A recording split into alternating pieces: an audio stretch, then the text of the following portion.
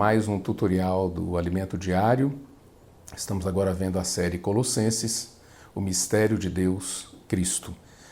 E estamos no volume 1 dessa série, que é a Verdade do Evangelho, que já estamos na semana 4. E o tema dessa semana é a graça de Deus na verdade. Quando falamos sobre a verdade do Evangelho, há uma tendência de pensarmos em doutrina bíblica, em conhecimento bíblico, teologia. Então parece coisas assim mais teóricas. Mas a abordagem que nós vamos ver nessa semana do Alimento Diário é uma abordagem muito doce, porque o autor, o nosso irmão Dong Yulan, vai mostrar que quando fala sobre verdade na Bíblia, a verdade do Evangelho, a palavra, tem graça envolvida. Por isso que Colossenses mostra a graça de Deus na verdade. Então, quando nós pregamos o Evangelho, falamos a palavra do Evangelho, a palavra da verdade, ou a verdade do Evangelho, nós precisamos entender, tem graça aí. Nós precisamos dispensar graça para as pessoas. Ao falar, as pessoas vão tocar na graça de Deus, na vida de Deus, não apenas numa doutrina. Por isso que Colossenses, eu gostaria de ler para vocês no capítulo 1, a partir do versículo 3, que diz assim: damos sempre graças a Deus, Pai de nosso Senhor Jesus Cristo, quando oramos por vós, desde que ouvimos da vossa fé em Cristo Jesus e do amor que tendes para com os santos, por causa da esperança que vos está preservada nos céus, da qual antes ouvistes pela palavra da verdade do Evangelho, que chegou até vós, como também em todo o mundo está produzindo fruto e crescendo. Tal acontece entre vós desde o dia em que ouvistes e entendestes a graça de Deus na verdade. Você já imaginou o que inclui a verdade do Evangelho? Por que nós vamos abordar essa semana a graça de Deus na verdade? Porque nós vamos entrar nos detalhes do que inclui. É claro, o nosso tempo é curto e nós vamos falar de maneira bem resumida. Mas na semana passada nós vimos que o resumo da verdade do Evangelho é que Deus se fez homem para que o homem se tornasse como ele em vida e natureza, sem a deidade, ou seja, sem o status, sem a posição de ser adorado pelo homem. Então nós vamos ser semelhantes a Deus, estamos já nos tornando cada vez mais semelhantes a Deus, mas nunca nós vamos ter a posição ou o poder de ser adorado, de ser venerado pelos homens. Isso daí só Deus tem. Mas nós podemos sim ser igual a Deus para expressá-lo e representá-lo no nosso dia a dia. Então esse é o resumo da verdade do Evangelho que foi falado de maneira muito rica na semana passada. Agora, vamos esmiuçar um pouco esse assunto. Isso é apenas um resumo. Então, o que Deus, na verdade, como Deus vai poder produzir isso? Fazer com que o homem seja como ele é, em vida e natureza, sem a sua deidade.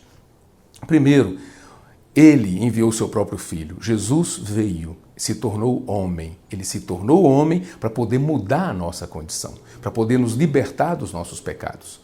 Aí ele teve um viver humano aqui nessa terra, ele sofreu, todas as limitações que eu e você temos, ele teve também, passou por tudo isso e ele morreu. Ele morreu, sabe para quê? Para lidar com os nossos pecados, para lidar com a nossa natureza caída. Então esse foi um aspecto da salvação que Deus preparou para nós em Cristo. E isso faz parte da verdade do Evangelho. Olha como isso é rico. Ele fez tudo isso, ele passou por tudo isso. Agora basta nos crer. Quando nós cremos, nós recebemos tudo o que ele fez por nós. Nós tomamos posse disso pela fé. Muito bem, esse é um lado da verdade do Evangelho. Ele morreu para nos libertar dos nossos pecados. O outro lado, mais do que isso, ele veio preparar esse vaso, limpando esse vaso, purificando esse vaso, para colocar a vida dele dentro de nós. Então, por um lado, ele morreu para nos perdoar, para redimir-nos dos nossos pecados. Por outro lado, ele também morreu para nos dar vida. Eu queria ler alguns versículos para vocês. Por exemplo, em Gálatas, capítulo 5, versículo 24, nós lemos: "E os que são de Cristo Jesus crucificaram a carne com as suas paixões e concupiscências." Então, nós que somos de Cristo Jesus, nós que cremos no Senhor, um dia invocamos o nome do Senhor, recebemos tudo que Ele realizou por nós na sua cruz. Agora, a nossa carne, com suas paixões e concupiscências, foram crucificadas em Cristo. Isso é rico demais. É claro que tem outros textos tão ricos quanto esse aqui. Agora, não só isso, o Senhor morreu para crucificar, para encravar na cruz os nossos pecados, para nos perdoar dos pecados. Mas tem um versículo muito rico em Colossenses capítulo 2, eu gostaria de ler com você também, o versículo 14, que diz assim: "Tendo cancelado..." Vou ler o versículo 13 também. Não, vou ler o versículo 14. "Tendo cancelado o escrito de dívida que era contra nós e que constava de ordenanças, o qual nos era prejudicial, removeu inteiramente, encravando-o na cruz." Então, você percebeu que, além de nos perdoar, ele cancelou, ele apagou o registro, a dívida que nós tínhamos com Deus. Ele quitou todo o nosso débito. Aqui diz que removeu inteiramente, encravando-o na cruz. Esse é um lado da verdade do Evangelho. E o outro, logo no versículo 13, por isso que eu gostaria de ler com você o versículo 13, mas agora é que eu vou ler. "E a vós outros que estáveis mortos pelas vossas transgressões e pela incircuncisão da vossa carne, vos deu vida juntamente com ele, perdoando todos os nossos pecados." Mas o desejo de Deus ao nos perdoar é nos dar vida.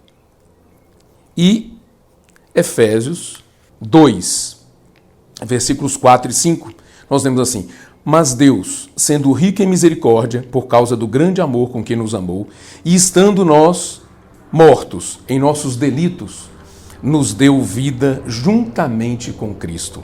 Pela graça sois salvos." Você percebe que a verdade do Evangelho sempre vem a graça junto. Então, quando nós falamos essa verdade, nós temos que transmitir graça para as pessoas. E esse texto aqui de Gálatas é muito rico, porque mostra que ele fez tudo isso por nós para nos dar a sua vida. Agora, qual é o desejo de Deus ao nos dar a sua vida? Fazer com que essa vida cresça em nós.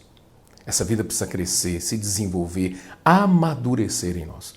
Por isso que dia a dia eu preciso invocar o nome do Senhor, preciso depender dele, preciso buscá-lo, preciso ler a Bíblia, preciso ler livros espirituais que me ajudam a entender a palavra de Deus, ter comunhão com outros filhos de Deus. Tudo isso vai fazendo com que essa vida divina que está em mim cresça. E aí nós vamos amadurecer e nós vamos receber tudo que ele preparou para nós, Deus preparou para nós como herança. Então, olha só que coisa riquíssima. Na terça-feira, isso foi só a segunda-feira dessa semana, para você ver como a gente não consegue expressar tanta riqueza que há na palavra de Deus. A primeira pessoa que nos ajudou na pregação do Evangelho, levar a verdade do Evangelho para as pessoas, foi o próprio Senhor Jesus. Em Mateus capítulo 4, versículo 17, diz assim: "Daí por diante passou Jesus a pregar e a dizer: arrependei-vos, porque está próximo o reino dos céus." Por isso que aqui diz, na terça-feira, que a verdade do Evangelho foi iniciada pelo Senhor Jesus. Olha, o Senhor Jesus, desde a infância, ele já tinha essa preocupação de levar a palavra de Deus para os homens. Ele foi encontrado pelos pais dele no templo, e ele foi encontrado falando sobre a palavra de Deus. E Jesus crescia em sabedoria, a Bíblia diz, estatura e graça. E mais tarde, quando ele deu início ao seu ministério, nós vemos a preocupação dele com as pessoas. Ele demonstrava sua preocupação ao cuidar das pessoas nas suas necessidades básicas, como, por exemplo, alimento, saúde. Então ele multiplicava, né? Teve um episódio da multiplicação dos pães e dos peixes. Para quê? Para alimentar as multidões, para alimentar as pessoas. Ele tinha preocupação pelas pessoas. Ele também fazia milagres, ele curava, ele estava preocupado com a saúde das pessoas.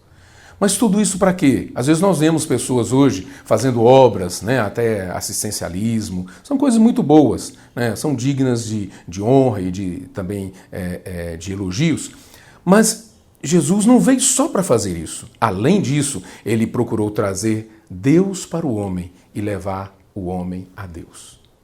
Esse é o encargo principal do Senhor Jesus. Não adianta nada nós fazermos um monte de coisa pelas pessoas, cuidarmos dela do lado físico e até mesmo do lado psicológico e não alimentarmos as pessoas espiritualmente, ou seja, trazer Deus para dentro delas e levá-las a ter comunhão com Deus, separando toda e qualquer barreira, qualquer inimizade que possa haver entre o homem e Deus. Então, o Senhor Jesus, nas palavras dele, na sua pregação, ele demonstrava o forte encargo que ele tinha no seu coração pelas pessoas. E, além disso, é uma coisa maravilhosa, ele procurou preparar seus discípulos para darem continuidade à obra que ele estava realizando quando ele esteve na terra. Então isso é muito importante. Às vezes nós gostamos de realizar a obra de Deus e até fazemos bem a obra de Deus. Pregamos bem o Evangelho, falamos a palavra com propriedade, as pessoas ficam até impressionadas com a gente e gostam, né? Principalmente alguns pregadores, né? Com muita eloquência. Mas Jesus não estava muito preocupado só em fazer isso e as pessoas olharem para ele e falar, olha como ele é cheio da vida de Deus. Mas ele quis também preparar outras pessoas. Então ele preparou os seus discípulos para darem continuidade à obra de Deus na terra. Nós também devemos fazer a mesma coisa. Esse tutorial, por exemplo, o intuito dele é fazer isso, preparar você também para levar a palavra de Deus para outras pessoas. Nós podíamos muito bem nos contentar em ter a palavra de Deus para nós, mas nós não estamos satisfeitos. Nós queremos que você também seja preparado, seja aperfeiçoado. Esse era o espírito que havia no Senhor Jesus. Por isso, que tem um texto na Bíblia, eu gostaria de ler com vocês, rapidinho. Lucas capítulo 10, versículo 2, diz assim, a seara é grande, mas os trabalhadores são poucos. Rogai, pois, ao Senhor da seara que mande trabalhadores para a sua seara. Então, o Senhor estava preparando mais pessoas, porque ele sabia que a seara era grande. Eu e você podemos ser bons naquilo que nós fazemos, mas nós somos limitados ao tempo, limitados ao espaço. Embora nós tenhamos a vida de Deus em nós, embora nós tenhamos o Espírito de Deus dentro de nós, mas ainda precisamos de contar com mais pessoas, com mais filhos de Deus envolvidos na obra de Deus. Isso é para apressar a volta do Senhor. Então, o Senhor também quer preparar outras pessoas, porque esse o Evangelho, precisa alcançar toda a terra. Não pode ficar só em alguns pontos da terra. Desde o início, o Senhor Jesus tinha essa preocupação. Então, ele chamou algumas pessoas, trouxe algumas pessoas mais para perto dele e falou, olha, vocês vão dar continuidade a essa obra. Mas é claro, qual foi a reação das pessoas quando viram a obra de Deus tão grandiosa e a condição deles? Porque quando ele falou essas palavras, ele falou principalmente para galileus, pessoas da região da Galileia, que não tinha muita cultura, não tinha muitos recursos, não sabiam nem falar. Mas o Senhor quis usar também essas pessoas. Essas pessoas se acharam indignas e incapazes. O que elas fizeram? E o que eu e você devemos fazer também. Você se sente indigno de cooperar para o avanço da obra de Deus na terra? Eu também me sinto. O que eu preciso fazer? E você? Orar. Foi isso que aquelas pessoas fizeram naquela época, se colocaram diante do Senhor em oração. Oraram, oraram e oraram. Qual foi o resultado? Em Atos capítulo 2, nós vemos um resultado maravilhoso. Aquele registro ali é impressionante. Aquele registro não fica velho. Toda vez que a gente lê, a gente fica mais encorajado quando olha para aquele texto. Aquelas pessoas se prostraram diante de Deus de tal forma que elas foram enchidas do Espírito. o Espírito foi derramado sobre elas, não apenas sobre, mas para dentro delas, e elas começaram a divulgar a palavra de Deus, a verdade do Evangelho, com muita graça. Até que as pessoas que estavam ouvindo acharam, poxa, mas essas pessoas estão embriagadas, achavam que estavam embriagadas desse vinho,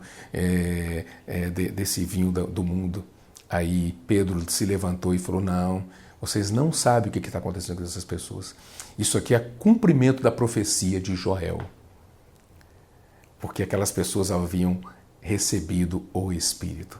Então eu e você, quando saímos para falar da palavra de Deus para os outros, precisamos sair cheios do Espírito, embebidos do Espírito, encharcados do Espírito. E o Espírito precisa sair de nós, fluir de nós para alcançar as pessoas. Então não vamos só levar uma doutrina, uma palavra bonita para as pessoas, mas vamos levar vida para as pessoas. É isso que Deus espera dos seus filhos.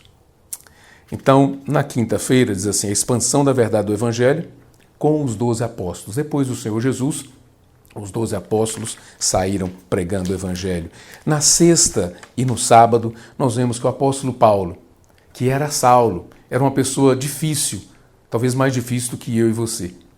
Mas ele teve um contato com Deus, ele se encontrou com Deus. E ao ser tocado pela verdade do Evangelho, ele também se tornou um propagador dessa verdade. Isso é maravilhoso demais. Então, na sexta e no sábado, falam da experiência do apóstolo Paulo, que você conhece muito bem. Depois ele saiu com Barnabé na sua primeira viagem, com Silas na sua segunda viagem, e foi gerando pessoas, por meio de levá-las a invocar o nome do Senhor, e as pessoas iam crendo no Senhor, e as igrejas iam sendo estabelecidas, e muitos filhos de Deus iam sendo gerados. Isso é maravilhoso. E no domingo nós vemos a expansão da verdade do Evangelho em nossos dias. Agora chegou a nós. Agora é a nossa vez. Chegou a sua vez. É bonito falar sobre o apóstolo Paulo. É bonito falar sobre os homens de antigamente que pregavam o Evangelho, que oravam, que se prostravam, que se consagravam a Deus. Mas Deus espera isso de você hoje. E espera de mim também. Qual vai ser a sua reação?